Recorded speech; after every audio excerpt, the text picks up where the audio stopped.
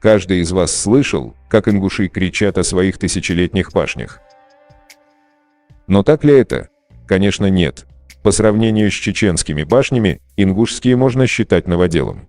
В то время, когда чеченские башни были построены для обороны от нашествий кочевников, ингушские башни были возведены относительно недавно, 150-200 лет назад, и то не от внешних врагов, а от межклановых стычек между издатами Галгаи и остальные тейпами, имевшие статус лайнах, которые позже начали называть себя Галгаи.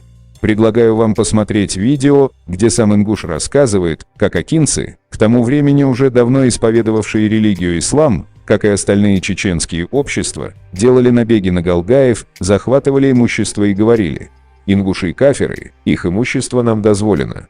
Итак, смотрим.